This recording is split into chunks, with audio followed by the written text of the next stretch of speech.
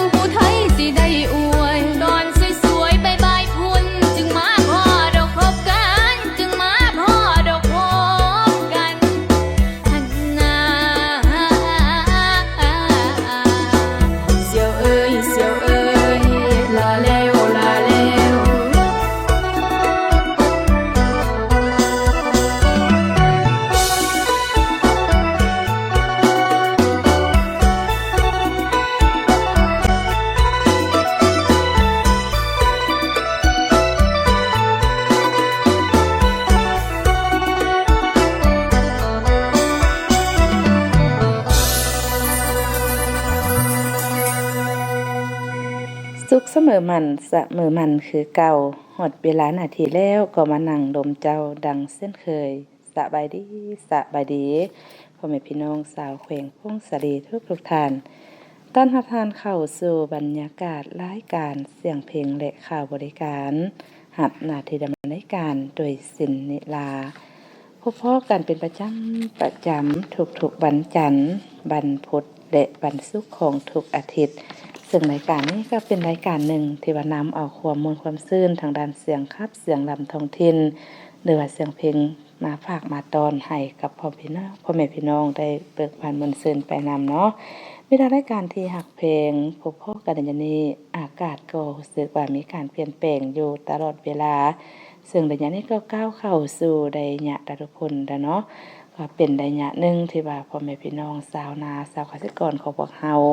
ก็แม่นความสุมจิตสุมใจใส่ในการขุนเขียวปักดำเข้านาปีเพื่อให้ทวงทันกับฤดูกาลบ่ว่าท่านจะเฮ็ดหยังอยู่ก็ตามทางรายการของพวกเฮาก็มีสังคับจังรำม่วนๆฝากตอนให้ทานเพราะเป็นการผ่อนคลายความอิดเมื่อยทานอย่าลืมเด้อติดตามรายการของพวกเฮาไปนำซึ่งรายการนี้ก็มีทางแจ้งการแด่ข่าวสิ่งที่น่าสนใจจะเป็นสาระน่าฮู้บ่หรือว่าเสียงคับเสียงลำมาสลับสับเปลี่ยนให้กับพ่อแม่พี่น้องได้ม่วนซื่นนำกันมีทางรายการที่หักเพลงระยะนี้ก็เป็นระยะฤดูฝนฉะนั้นการไปการมาหรือว่าการสัญจรเดินทางขึ้นเหนือเมืองใต้ไปไกลหรือว่าไปห้องรับอาการต่างๆก็ถือว่าพบความยุ่งยากลำบากหลายเนาะแต่ก็ให้ทุกท่านทุกคนจงมีสติในการขับขี่การใช้รถใช้ถนนคอยไปคอยมาเพื่อความปลอดภัยจากอุบัติเหตุถ้าประธานใดมีจุดประสงค์จะเดินทางไกลไปต่างเมืองต่างแขวงขึ้นเหนือเมืองใต้ไปไกลก็ต้องมีการติดตามเบิ่งพยากรณ์อากาศส่วนระยะนี้อากาศมีการเปลี่ยนแปลงแนวใดมีฝนตกฟ้าคะนองบ่หรือว่าพายุพัดเข้ามาบ่แบบนี้พวกเราจะได้มีการปรับเปลี่ยนเส้นทางหรือว่าปรับเปลี่ยนการเดินทางให้ท่วงทันเนาะฉะนั้นก็ให้ประธานมีสติเติมในการใช้รถใช้ถนนเคียงคู่กันนั้นพายุพยาธิก็มาพร้อมฤดูฝนนี่ก็มีหลากหลายพยาธิมีทางรายการเป็นต้นก็แม่นพยาธิไข้ยุงลายพยาธิไข้เลือดออกซึ่งทุกๆปีฮอดฤดูฝนนี่ก็มีพยาธิตัวนี้ระบาดขึ้นโดยเฉพาะแม่นอยู่ชุมชนหนาแน่นบนที่ว่ามีคนหลายๆการสมไส้หรือว่าการนำไส้สิ่งวัตถุอุปกรณ์หรือว่าเครื่องใช้สอยต่างๆก็เพิ่มขึ้นฉะนั้นก็เป็นปัญหาหนึ่งที่ว่าเกิดมีสิ่งเศษเหลือสิ่งขี้เหงื่อต่างๆจะเป็นกระโปะกระป๋องอย่างตีนรถเก่าป่าหญ้าพุ่มไม้ บ่อนแบบนี้แหละเป็นที่เพาะพันธุ์ของยุงลาย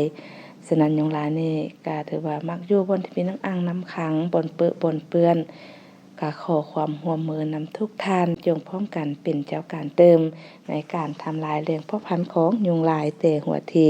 เพื่อป้องกันบ่ให้ชุมชนของท่านมีการระบาดพยาธิไข้ยุงลายหรือว่าพยาธิไข้เลือดออกเนาะฉะนั้นก็เป็นหูเป็นตาช่วยกันบอนใดที่ว่ามันหกเหือหลายบอนใดที่ว่าเปื้อนน้ำอ่างน้ำขังโดยเฉพาะฝนตกแบบนี้บนเป็นบวกเป็นคมนี่สามารถเฮ็ดให้ยุงลายมีการระบาดใบได้ง่ายเด้มีทางรายการฉะนั้นก็ให้ช่วยๆกันเด้อเพื่อเด็กเลียงพยาธิต่างๆที่เกิดขึ้นถ้าว่ารู้สึกบ่สบายเด้เฮ็ดแนวใดควรไปปรึกษาแพทย์หมอแล้วก็บ่ควรซื้อยามากินเองซึ่งเป็นไข้ยุงลายก็จะมีอาการปวดต้นโตปวดเมื่อยตามต้นตามโตปวดเบ้าตาบ่อยากกินอาหารหรือว่าหากมาออกมานำเนาะจะมีการเจ็บหัวปวดหัวแห้งหนาวสั่นไข้สูงฉะนั้นถ้ามีอาการแบบนี้ควรไป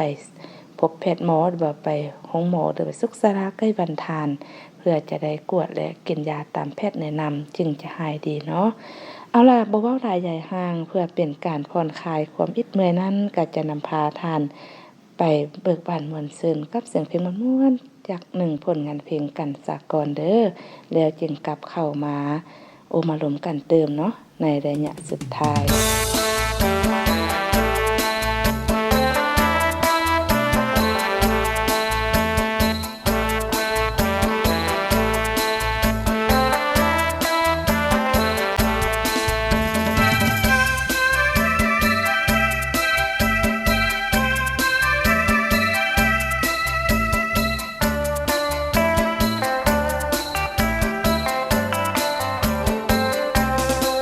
กลับบ้านนาเสียเถิดคนที่ไปอยู่เวียงทั้งที่ระวังจะมีคนลวง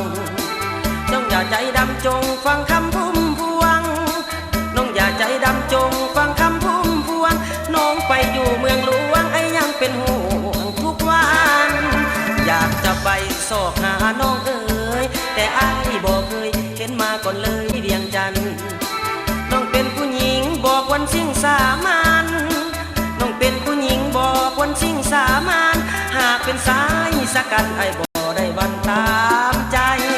กลับมาเสียเถิดบ้านเกิดที่ฮักอย่าลงยศศักดิ์และมันสิหนักสวงในน้องกลับขึ้นมาให้ยังผู้สาควรใจน้องกลับขึ้นมาให้ยังผู้สาควรใจถึงน้องจะสวยไอ้ยังบ่นายน้องเลยท่านผู้ฟังที่เขาลงทั้งหลายเป็นข้าจากไปสุดแสนเสียดายท่านไปอยู่เวียงจันทน์แดนสวรรค์เสยเมยไปอยู่เวียงจันทน์แดนสวรรค์เสยเมยกลับมาเถิดน้องเอ๋ยไอ้ยังบ่เคยเกียดสั่ง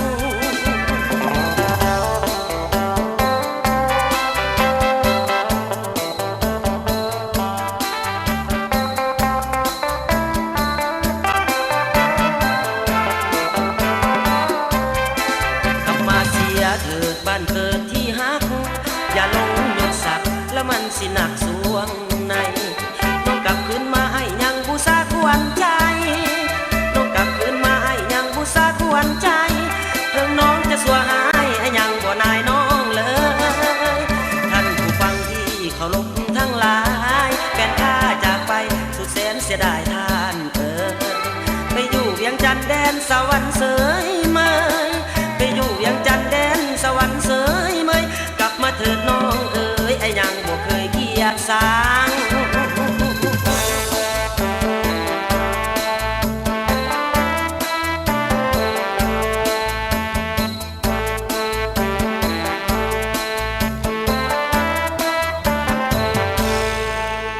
เจ้าเป็นอะไรเนาะเสียงเพลงม่วนๆที่ผู้ดำเนินการ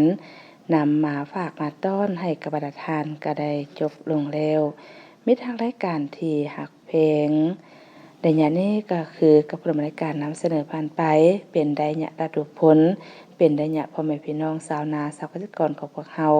พวมพุ่นเขี้ยวใส่ในการปักดำเข้านาปีแต่ก็ หักโหมเวียกหลายเกินไปอย่าลืมหันมารักษาสุขภาพเบิ่งแยงตนเองเด้อ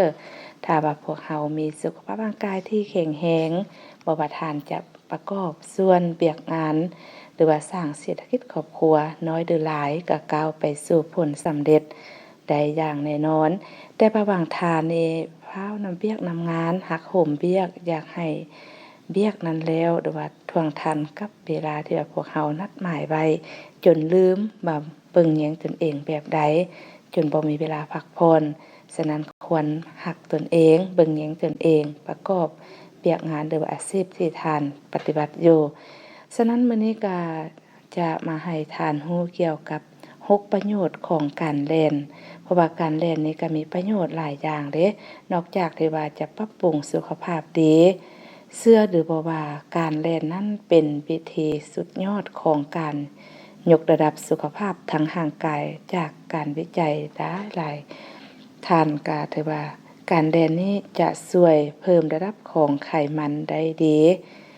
ในขณะที่ว่าช่วยยกระดับการเฮ็ดเวียกของปอดและก็ช่วยในการใช้งานปอดได้ดีขึ้น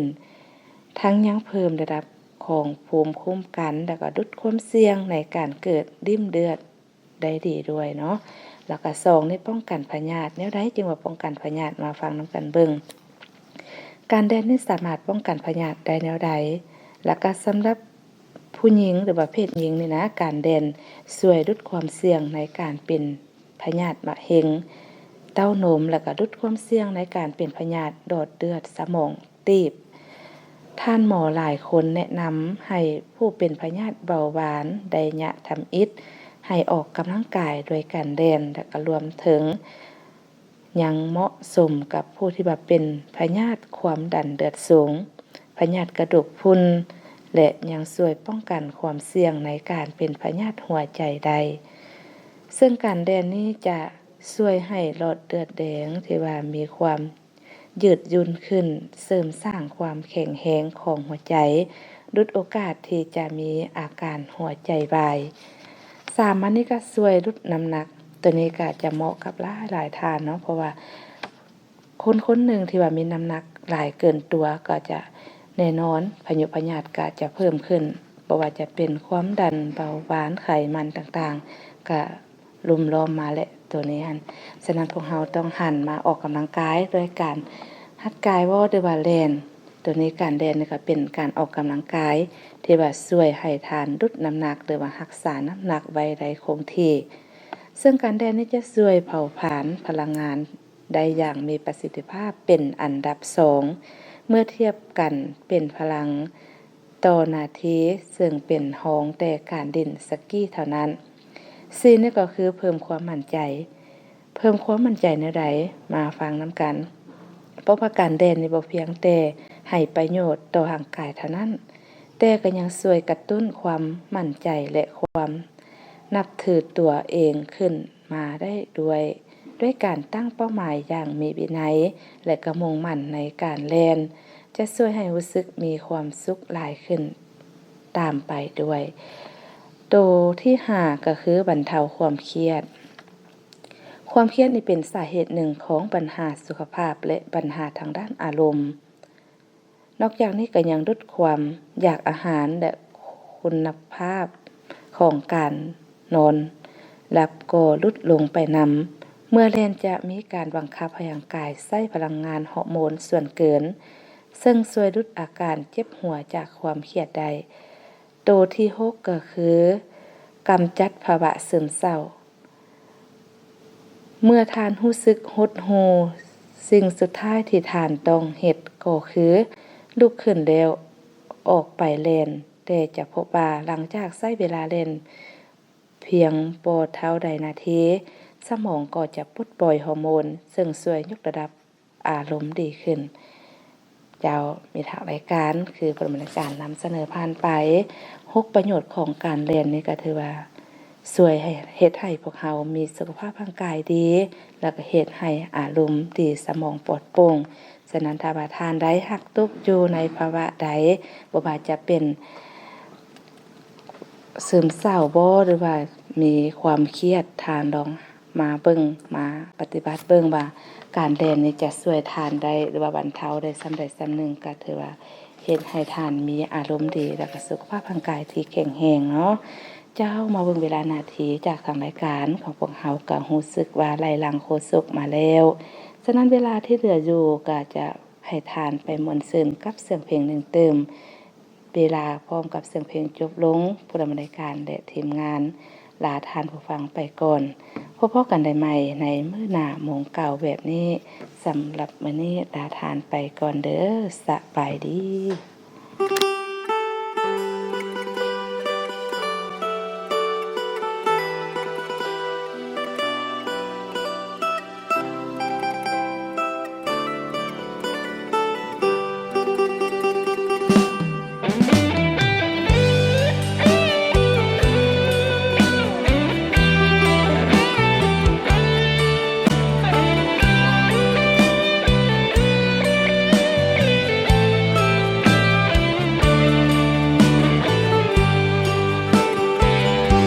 บ่มีมือใดมือที่อ้ายบ่เจ็บบ่ให้ว่าสิผ่านจุดนั้นมาได้ฮู้บ่ว่าใช้เวลาจากปีอ้ายต้องเจออีหยังต่อหยังกว่าสิเหลือชีวิตมื้อนี้แล้วเป็นหยังคือเฮ็ดจังซี่อ้ายบ่ดีหรือน้องหลายใจเหตุผลทิมอายมือนั้นเว้าให้ฟังได้บ่มือนี้แล้วคิดยังมาขอคืนดีในมือที่บ่มีอายแล้วดอกไม้บ่มีกลิ่นหอมมีไผบ่น้ออยากเอามาเฮ็ดแนว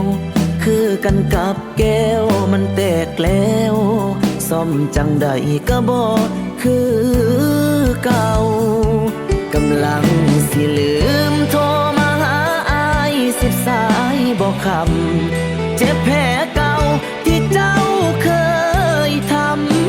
ำมันยังจำยังเจ็บบ่หายกำลังสิลืมมาขอให้เฮาดีกันสายผู้บ่นอ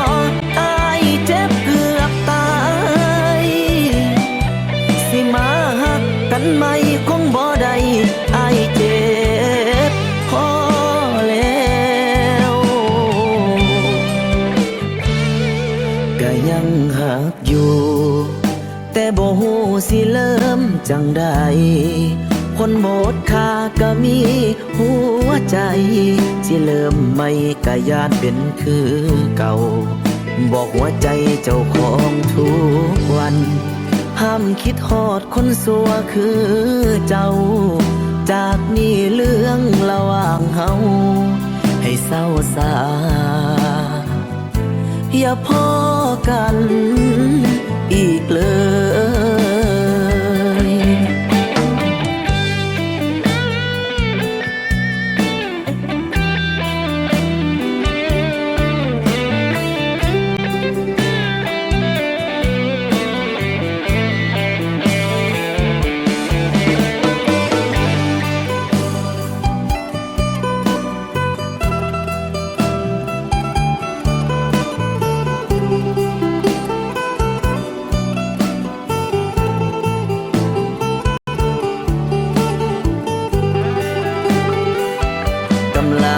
สิลืมโทรมาหาอาย10 สายบอกค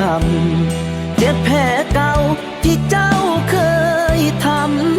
ำมันยังจำยังเจ็บบ่หายกำลังสิลืมมาขอให้เฮาดีกันสายผู้บ่นอ